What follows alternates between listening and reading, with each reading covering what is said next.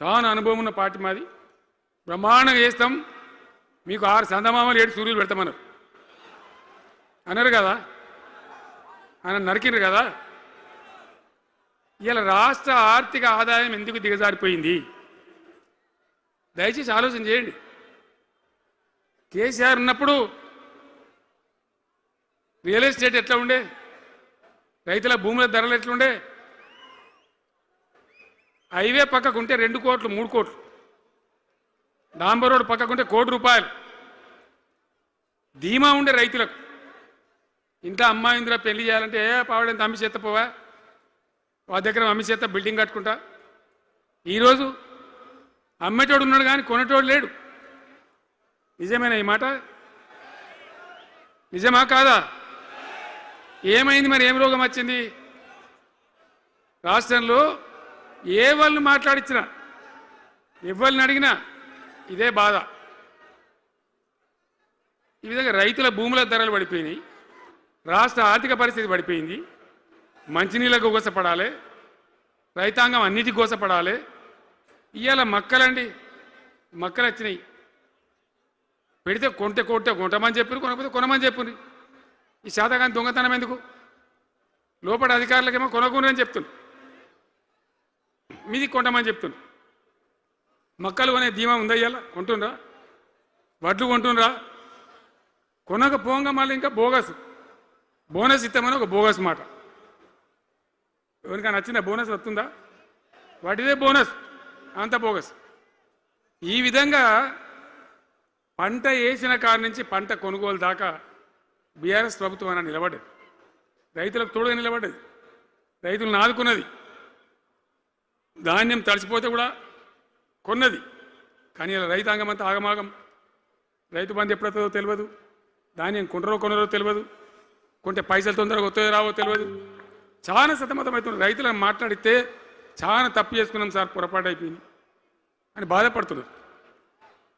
చేనేత కార్మికులు మంచిగా ఉండ్రి, మళ్ళీ వాళ్ళ ఆత్మహత్యలు స్టార్ట్ అవుతున్నాయి. వాళ్ళకి ఇచ్చే ఆర్డర్లన్నీ బంద్ చేసిండ్రు. ఇంకెవరికి ఇస్తారట కమిషన్ల కోసం, అది వాళ్ళని అవస్థ పెడతా ఉన్నారు. ఉద్యోగులు ఆనాడు మనం 72% ఇచ్చినాం. వాళ్ళు తెలంగాణ ఉద్యమంలో పనిచేశారు కాబట్టి టీఎన్జిఓ అంటోళ్ళు సమైక్య రాష్ట్రంలో కూడా వాళ్ళ ఉనికి పొడగొట్టుకోలే. టీఎన్జిఓగానే ఉన్నారు తెలంగాణ ఎన్జిఓలుగా. కాబట్టి వాళ్ళని గౌరవించి గుర్తించి బ్రహ్మాండంగా 72% పీఆర్సీ ఇచ్చినాం. ఇలా ₹7 ఇచ్చిండ్రా, 7% అని ఇచ్చిండ్రా. ఏమైంది? ఏం బీమారైంది? ఎంతమందిని మోసం చేస్తారు? ఆఖరికి వస్తే పరిస్థితి ఏంది? ఇలా రాష్ట్రంలో రిటైర్డ్ ఉద్యోగస్తులకు కూడా వాళ్ళకి రావాల్సిన బకాయి, వాళ్ళు దాచుకున్న డబ్బులు, వీళ్ళు ఇచ్చే మెహర్బానేం లేదు, ఆ డబ్బులు కూడా ఇచ్చే పరిస్థితి లేదు. ఆటో రిక్షా కార్మికులు మాట్లాడితే అన్న ఈరోజు పనికి మాలిన ఫ్రీ బస్సు పెట్టిండ్రు, మా పుట్ట కొడుతున్నారు, మేము నాశనం అయిపోయినారు, వాళ్ళు ఏడుస్తూ ఉన్నారు. పిల్లలకు అది నేమ్ పెట్టలే. ఆయన కాంగ్రెస్ ముఖ్యమంత్రి అయినా రాజశేఖర రెడ్డి గారు ఉన్నప్పుడు పెట్టిండు. ఇది ఫీజు రియంబర్స్మెంట్ అనే స్కీమ్, మంచి లాభం జరిగింది. నేను దాన్ని కొనసాగించిన. ఇలా మొత్తం బీసీలకు ఎస్సీలకు పిల్లలందరికీ ఫీజు రియంబర్స్మెంట్ రాక 10-12 వేల కోట్ల బకాయిలు పెడితే వాళ్ళు ఆగం, వాళ్ళు రోడ్డున పడరు. కోర్టుకు పోతే పిల్లల దగ్గర వసూలు చేసుకోని చెప్పి కోర్టులు చెప్తా ఉన్నాయి. వాళ్ళ గతి ఏం కావాలి? ఇప్పుడు ఎవరిని కదిలిచ్చినా ఈ రాష్ట్రంలో, ఎవరిని మాట్లాడించినా, ఒక విద్యార్థిని మాట్లాడినా, ఒక రిటైర్డ్ అయిన ఉద్యోగిని మాట్లాడినా, పనిచేస్తున్న ఉద్యోగిని మాట్లాడినా, రైతాంగంతో మాట్లాడినా ప్రతి వాడు ఒక అసంతృప్తి, ఒక బాధ, మాకేదో అన్యాయం జరిగినటువంటి పరిస్థితిలో మాట్లాడుతూ ఉన్నారు. పిల్లల పాపం చదువుకునే వాళ్ళు ఉంటే వాళ్ళకి విదేశాల్లో సీట్లు వస్తే 20 లక్షల రూపాయలు ఇచ్చినాం. అంబేద్కర్ పేరు మీద, జ్యోతిబా పూలే పేరు మీద ఎస్సీ పిల్లలకు, బీసీ పిల్లలకు, ఓసీలలో కూడా నిరుపేదలకు ఇచ్చినాం. ఇలా దాన్ని బంద్ పెట్టిండ్రు, వాళ్ళు ఆగమైపోతూ ఉన్నారు. అన్నీ కూడా సర్వనాశనం చేస్తూ ఉన్నారు. అన్ని స్కామ్లు, కుంభకోణాలు, భూ కబ్జాలు. పొద్దున్న లేస్తే పేపర్ తిప్పితే బాధ కలిగేటువంటి పరిస్థితులు. సో ఈ రకంగా సింగరేణి, అద్భుతంగా ఉన్న సింగరేణి నాశనం చేసి ఇలా బొగ్గులకు స్కామ్, సివిల్ సప్లైస్ల స్కామ్, మొత్తం అని కూడా స్కామ్లు, దోపిడీ తప్ప ప్రజలకు పనిచేసే పరిస్థితి లేదు. మరి ఏం జరగాల? కాంగ్రెస్ వాళ్ళు చెప్పిన మాటలు వింటే ఈ మాటలు కోటలు దాటినట్టు ఇష్టం ఉన్నట్టు చెప్పారు. చివరికి ఏందిరా ఇప్పుడు 2.5 ఏళ్ళు గడిచిపోయింది. మరి ఏంది కథ? కాకికి పెడదామంటే కంకెడి లేవు, పిట్టకి పెడదామంటే పిడికెడి లేవు. వటియే ముచ్చట్లు వటియే మాటలు తప్ప ఎక్కడ ఏం జరిగింది లేదు. ఏ డిపార్ట్మెంట్లో కానీ ఏ రంగంలో కానీ ఒక ఇరిగేషన్లనా, ఒక కరెంట్లనా, ఇంకో దానిలనా, ఒక అర్బన్ డెవలప్మెంటా, రూరల్ డెవలప్మెంటా ఏమైనా జరిగిందా? ఆనాడు మన పల్లెలు బాగు చేసుకోవాలని చెప్పి దేశంలోనే ఎక్కడ లేని విధంగా పల్లె ప్రగతి కార్యక్రమాలు చేసినాం. ప్రతి ఊరికి అన్నేళ్ళ తెలుగుదేశం కాంగ్రెస్ గవర్నమెంట్లు ఉంటే చచ్చిపోతే ఏడగాలేసుకోవడం జాగా కూడా చూపించలే. ప్రతి గ్రామానికి ఆనాడు మనం వైకుంఠ ధామాలు కట్టినాం. ప్రతి గ్రామంలో క్రీడా ప్రాంగణాలు కట్టినాం. ప్రతి గ్రామంలో నర్సరీలు పెట్టినాం. ప్రతి గ్రామంలో పల్లె ప్రకృతి వనాలు పెట్టినాం. ప్రతి గ్రామ పంచాయతీకి ట్రాక్టర్ ఇప్పించినాం. ఆనాడు చెత్త తీసేది, ఇలా పనిచేస్తున్నాయి ట్రాక్టర్లు. ఊళ్ళలో ట్రాక్టర్లు పనిచేస్తున్నాయి అన్న, మూలకు పడ్డాయి, డీజిల్ పోసే దిక్కులేదు. ఏం చేయాలి? పల్లె ప్రకృతి వనం పెడితే దాన్ని నీళ్ళు పోసే దిక్కులేదు. ఏం రోగం వచ్చింది? ఏం బాధ? డీజిల్ లేదా? ఆ తెలివి కూడా లేదా? ఆ రోజు నేను చెప్పిన ఆర్థిక శాఖ కార్యదర్శిని పిలిచి అవసరమైతే ఎమ్మెల్యేల జీతాలు బంద్ పెట్టుంది కానీ గ్రామ పంచాయతీల డబ్బులు మాత్రం విడుదల చేయండి అని చెప్పినండి. అంత టెన్షన్గా డబ్బులు పంపించేది, కార్యక్రమాలు జరిగేది, గ్రామాలు మంచిగా ఉండేది. అది నాశనం పట్టిండ్రు. మున్సిపాలిటీలు అయితే మురిక్కుపాలు అయిపోయినాయి. మరి ఏం చక్కగా ఉన్నట్టు? ఏం బాగున్నదన్నా? మీ పేరు బలం తెలుసుకోవాలనుకుంటున్నారా? అయితే మీ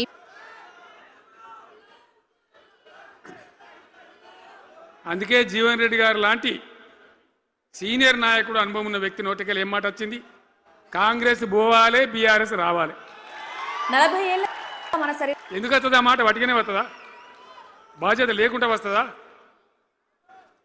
ఏది చూసినా కూడా చక్కదనం లేకపోతే, పొద్దున్న లేతే దోపిడి తప్ప ఇంకోటి లేకపోతే ఎందుకు ఈ పరిస్థితి వస్తుంది?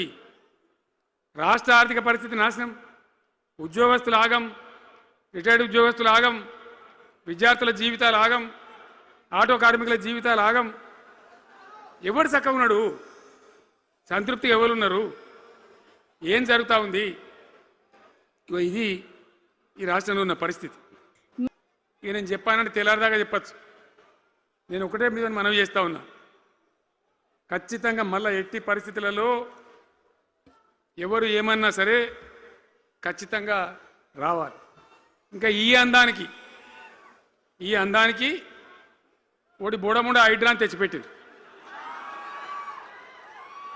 దానికి ఆ హైడ్రాకు ఆ పిసిసి ప్రెసిడెంట్ అని ఉంటాడు ఆయన, కాంగ్రెస్ కమిటీ అధ్యక్షుడు, ఆయన నిజామాబాద్లో పోయి చెప్తుండు, హైదరాబాద్లో హైడ్రా, నిజామాబాద్ కూడా తెత్తాం బిడ్డ, నిజామాబాద్లో నిడ్రా, రేపు జగిత్యాలలో కూడా జిడ్రా అంటాడు. ఇక నిన్న అది ఏం కావాలి? మొత్తం పేదల కొంపలన్నీ కూల్చుడేనా? కేసీఆర్ రాజ్యానికి వచ్చినప్పుడు 3.5 లక్షల మందికి పేదలు ఎక్కడ ఉన్నారో అక్కడనే పట్టాలు ఇచ్చినాం.